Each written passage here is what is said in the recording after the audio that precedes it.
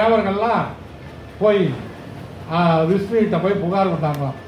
பார்த்தியா, யாருமே உன்னை நினைக்க மாட்டேங்கிறான், யாருமே உன்னை கும்பிட மாட்டேங்கிறான்.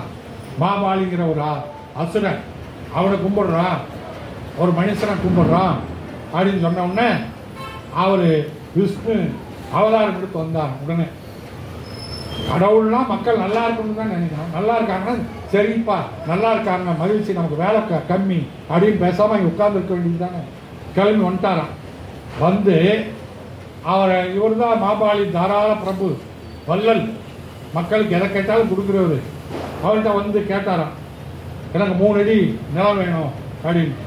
உடனே வந்திருக்கிறது விஷ்ணுன்னு தெரியாமல் மாபாலி சரி எடுத்துக்கோ அப்படின்னா, 3 அடி தானே எடுத்துக்கோன்னு 2 அடி கால் வச்சாராம். உடனே அந்த வந்த விஷ்ணு வாமன அவதாரம் எடுத்தார். உயரமா, மாபெரும் உயரமா வந்தாராம்.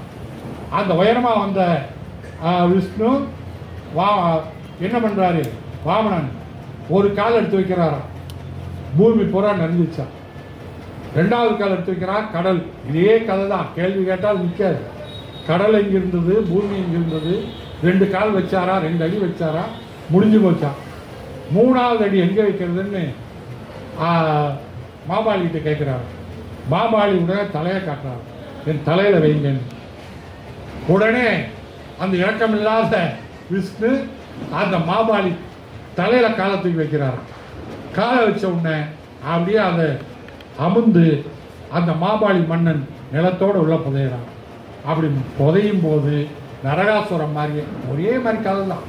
இந்த மதத்தில் பார்த்தீங்கன்னா அன்னைக்கு வாழ்ந்த காலத்தில் என்ன சூழலோ, வாழ்ந்த காலம் இல்லை பாப்பா, எழுதின காலம், எழுதின காலத்தில் என்ன சூழலோ அதே மாதிரி தான் எல்லா கதையும் எழுதிட்டான். நீங்கள் இந்த கிருஷ்ணன் பிறந்த கதையும் அது ஒரே மாதிரி தான் இருக்கும். இயேசு பிறந்த கதையும் ஒரே மாதிரி தான் இருக்கும். இயேசுவும் தொழுவத்தில் தான் பிறந்திருப்பார், கிருஷ்ணனும் தொழுவத்தில் தான் பிறந்திருப்பார். காரணம் வேற ஒன்றும் இல்லை, அன்னைக்கு மக்களுடைய வேலையே ஆடு மாடு மேய்க்கிறது தான். அதனால் தொழுவத்தில் அன்னைக்கு எல்லாமே தொழுவத்தில் தான் பிறந்திருக்கும். அதுதான் கதை. அந்த மாதிரி எப்படி நரகாசுரன் சாகும்போது கொண்டாடணும்னு சொன்னாரோ அதே மாதிரி மாபாலி வருஷத்தில் ஒரு நாள் நான் வந்து எனக்கு ஒரு வரணும் தரணும் அப்படின்னு கேட்குறாரு விஷ்ணுகிட்ட. ஓ தாராளமாக வச்சு என்ன வேணும், நான் வருஷத்தில் ஒரு நாள் வந்து எங்கள் மக்களை பார்க்கணும் அப்படின்னு. உடனே சரி வந்துடு பாரு அப்படின்னு வரணும் வச்சுட்டாங்க. அதுதான் ஓணமா. அன்னைக்கு மாபாலி வர்றாரு, வந்து மக்களை பார்க்க வர்றாரு. இப்படி ஒரு கதை. இதை இன்னைக்கு இருக்கக்கூடிய விஷ்ணு இருக்கார் பாருங்க, நம்ம மோடிக்கு அடுத்த நிலையில அமித்ஷா, அந்த ஆளுக்கு பொறுக்க முடியல.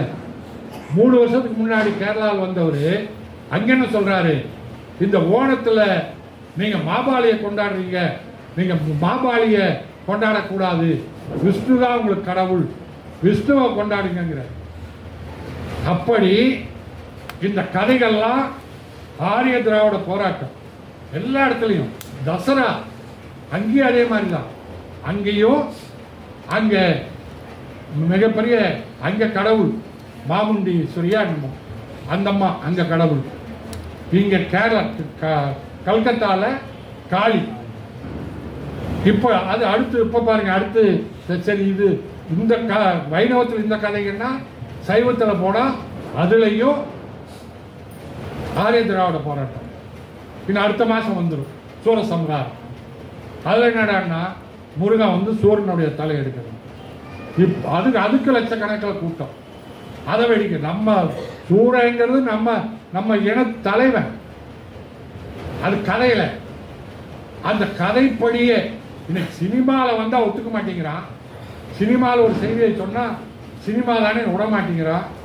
அதில் என்னை பாதிச்சிருச்சு, எங்கள் சமூகத்தை பாதிச்சிருச்சு, எங்கள் ஊரை பாதிச்சிருச்சு, எங்கள் மொழியை பாதிச்சிருச்சு அப்படின்னு கதைன்னு சொன்னாலே, இவ்வளோ பெரிய கதையில் நம்ம முன்னோர்களை சொல்லியிருக்கா, நாம் கோவப்பட வேண்டாமா? அதை விழாவாக கொண்டாடும். லட்சக்கணக்காக கூடி அது ஒரு ட்ராமா நடக்குது. முருகன் அங்கே வந்து நிற்பார்.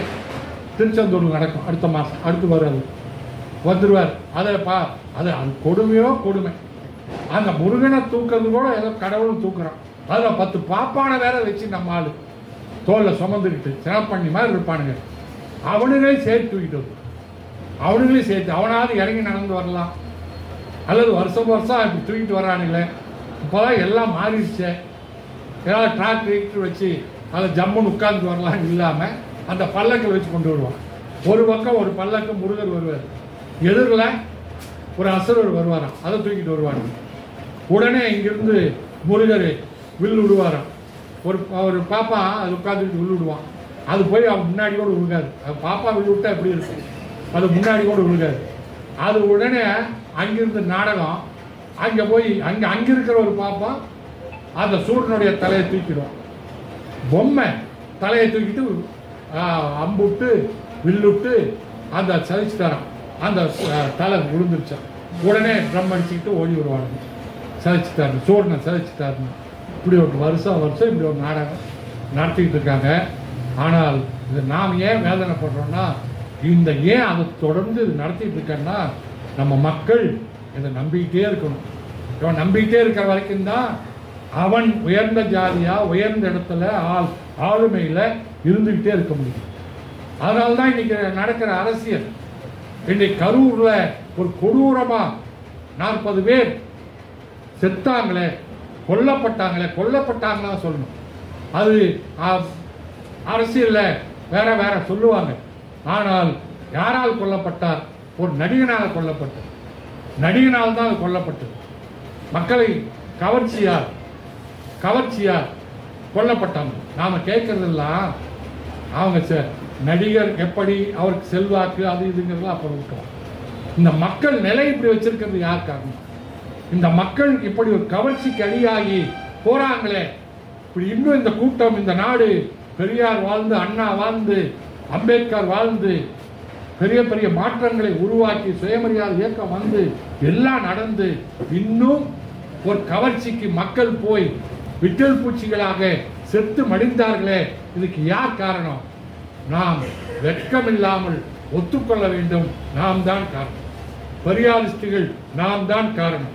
திராவிடர் கழகம் தான் காரணம். என்ன காரணம்? இன்னும் மக்களை இப்படி வைத்துக் கொண்டிருக்கின்றோம். அதற்கு நாம் இன்னும் உழைத்திருக்க வேண்டும். இந்த மக்களிடத்தில் இன்னும் விழிப்புணர்ச்சியை கொண்டு சென்று இருக்க வேண்டும். இந்த மக்களிடத்தில் எப்படி கடவுள் மறுப்பை நாம் சொல்லி தொடர்ந்து நாம் முழு வெற்றி அடைந்திருக்கின்றோமோ இல்லையோ, மக்களிடத்தில் மன மாற்றங்களை உருவாக்கி இருக்கின்றோம். மக்களிடத்தில் எதிர்கேள் மூடநம்பிக்கைகளின் மீதும் மதத்தின் மீதும் சந்தேகிக்கின்ற தன்மையை பெரியாரும் உருவாக்கி வைத்திருக்கின்றோம். சாதியை மறுத்தார்களா இல்லையா என்பதை விட சாதி வேண்டாம் என்று தங்கள் பெயருக்கு பின்னால் சாதி போடாத ஒரு சமுதாயத்தை உருவாக்குவதற்கு பெரியாரிஸ்டுகளும் காரணமாக இருக்கின்றோம். அந்த மாதிரி சினிமா என்ற மாயையிலிருந்து இந்த மக்களை விடுவிக்கின்ற பணியை நாம் செய்தோமா? இல்லை. அது ஒரு தனி நபரின் ஒரு தலைவனுக்கு மாயை உருவாகக்கூடாது என்ற தன்மையை உருவாக்கினாமா? இல்லை.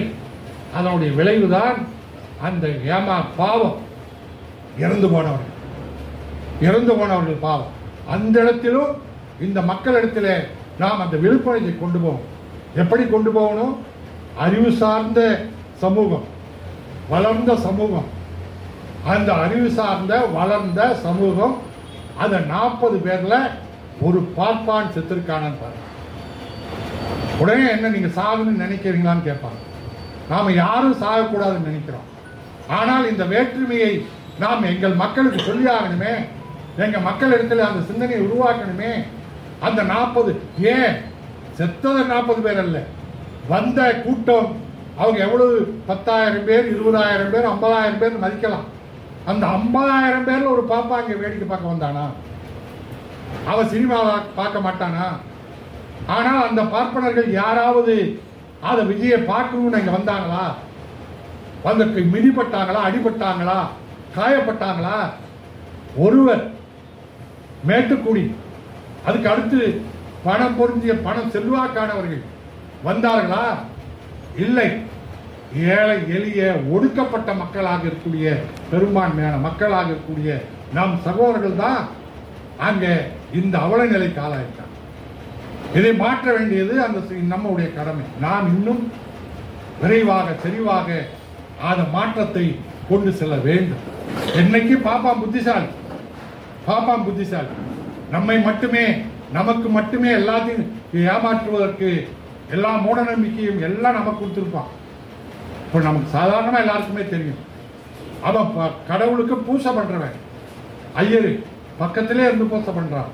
நாம் எவ்வளவு பெரிய அறிவாளியாக இன்றைக்கு பேராசிரியர் ஐயா கருணானந்தம் இன்னைக்கு இந்த துறையில இன்றைக்கு மிகப்பெரிய விவேகானந்தா கல்லூரியில பெரிய அளவில் பார்ப்பனர்களுக்கு இடையில ஒரு சூத்திரனாக இருந்து வெற்றி பெற்று வெளியில வந்தவர் வரலாற்று ஆசிரியர். இன்றைக்கு தமிழ்நாட்டில் இருக்கக்கூடிய திராவிட இயக்கத்தின் வரலாற்று ஆசிரியர்களை முதன்மையாக இருக்கக்கூடியவர். அவருக்கு பூசை பண்ணுவதற்கு உரிமை இருக்குமானா இல்லை. நம்ம பேரூர் மடம் ஆதீனம் வரதாசாரி அடிகளாருக்கு உரிமை இல்லை. ஆனால் பாப்பான் பக்கத்துல இருந்து பூசை பண்றான், அர்ச்சனை பண்றான். ஆனா கடவுள் யார் மேல வருது? அந்த ஐயர் மேல வர்றதில்லை. கோபுர தரிசனம் கோடி புண்ணியம், அது மாதிரி ஏமாத்தி வச்சான். எதுக்குன்னா கோடி புண்ணியம்னா பரவாயில்ல, உள்ள போனா ஒரு புண்ணியம் தான் போட்டுருக்குது, இங்க இருந்தா கோடி புண்ணியம் அப்படின்னு வெளியவே நின்று கும்பிட்டு. அது எதுக்கு நான் பாப்பா அதுக்கு வச்சான்னா, நீ உள்ள வராத, வெளியிலிருந்தே கும்பிட்டுட்டு போயிரு அப்படின்னு ஏமாத்துறதுக்கு வச்சான். அப்படி அந்த அந்த அந்த கோடி புண்ணியம்னு வணங்குற நம்ம ஆளுக்கு தான் சாமி வருது. நம்ம ஆளுக்கு தான் சாமி வந்தாடுறான். நம்ம சூத்திர மக்களுக்கு தான், பெண்களுக்கு தான் சாமி வருது. இது வரைக்கும் ஒரு பாப்பாத்திக்கு சாமி வந்ததுன்னு பார்த்துருக்குமா? ஒரு பார்ப்பன பெண்ணுக்கு. ஏன்னா ஐயருக்கு தானே முதல்ல வரணும், பக்கத்தில் இருக்கிறாரு. கடவுள் வரணும்னா யாரை பார்த்து வரணுங்க? அவரைத்தானே முதல்ல, அவரை கடந்து தானே வரணும். நான் இப்போ வெளியில் போகணும்னா ஐயரை தாண்டி தானே போகணும், ஐயாவை தாண்டி தானே போகணும். கடைசியில் இருக்கிறவருக்கு வரணுமா? இவங்களுக்கு தானே வரணும், முதல்ல வந்திருக்கணும். ஆனால் கடைசியில் வருது. அது அது விவரம் அவனுக்கு தெரியும். அது சாமி வர்றதோ பேய் வர்றதோ, இப்படி நான் எது வந்தாலும். ஏன் கிரிக்கெட் மேட்ச் நடந்தது, கிரிக்கெட் மேட்ச் நடந்தது, உலக கோப்பை முடிஞ்சு பெங்களூருக்கு வந்தாங்க. விளையாட்டு வீரர்களெல்லாம் வந்தாங்க, 11 பேர் விளையாட்டு வீரர்கள் அவங்க வந்தாங்க. அந்த விளையாட்டு வீரர்கள்ல 8 பேர் பார்ப்பனர்கள். இந்தியாவிலிருந்து விளையாடுனதுல 8 பேர் பார்ப்பனர். அந்த 8 பார்ப்பனர்கள் வர்றாங்க. அந்த 8 பார்ப்பனர்களையும் வரவேற்கவும் பார்க்கவும் ஒரு பாப்பா வரல. விளையாடுறது பாப்பா. அந்த கூட்டத்துக்கு அந்த சுப்பிரமணிய ஸ்டேடியமா சின்னசாமி ஸ்டேடியம் 6 மாசத்துக்கு முன்னாடி பார்த்தோம்ல, இதே மாதிரி கரூர் மாதிரி நடந்தது. அங்க வந்ததுல அந்த கூட்ட நெரிசல்ல இதே மாதிரி 30 பேர் அங்க செத்து போனாங்க. உடுமலைப்பேட்டையிலிருந்து ஒரு பெண், கல்லூரி பெண் செத்து போனாங்க. பூரா நம்மாளு பார்ப்ப அல்லாத மக்கள், சூத்திரர்கள் வேடிக்கை பை போட்டு மிதிப்பட்டு செத்து போனாங்க. அதுல ஒரு பாப்பான் ஜாகலையே. விளையாடுறதுக்கு நம்ம ஆளுக்கான அனுமதி இல்லை. பாப்பா விடுறதில்லை. கிரிக்கெட்ல முழுக்க நம்ம சூத்திர மக்கள் பூரா விளையாட்டுல எவ்வளவு திறமையானவர்களாக இருந்தாலும் அவங்களுக்கு யாருக்கு அங்கே அனுமதி இல்லை. பாப்பான ஆதிக்கம் விளையாட்டுல அவன் தான் உட்கார்ந்துருக்கான். ஆனா மிதிப்பட்டு சாகிறதுல நாம தான் அங்க அந்த வரவேற்கவும் வேடிக்கை பார்க்க கூட ஒரு பாப்பா வரமாட்டேங்கிறாங்க. எவ்வளவு வளர்ந்துருக்குது சமூகம். நாம புறாவப்படுறோம், அவன் அந்த மாதிரி இருக்கணும்னு நினைக்கிறோம். அந்த மாதிரி இந்த சமூகம், நம்ம சமூகம் மாறணும்னு நினைக்கிறோம். ஐயா அதையே சொன்னாரு 1971 சேலத்துல தாமர் செருப்பால் அடிச்சுட்டாங்கன்னு பரப்பி செய்தியை பரப்பி கல்லூரி மாணவர்கள்லாம் பெரியார் படத்தை செருப்பில் அடிச்சாங்க, பெரியார் சிலையை செருப்பில் அடிச்சாங்க.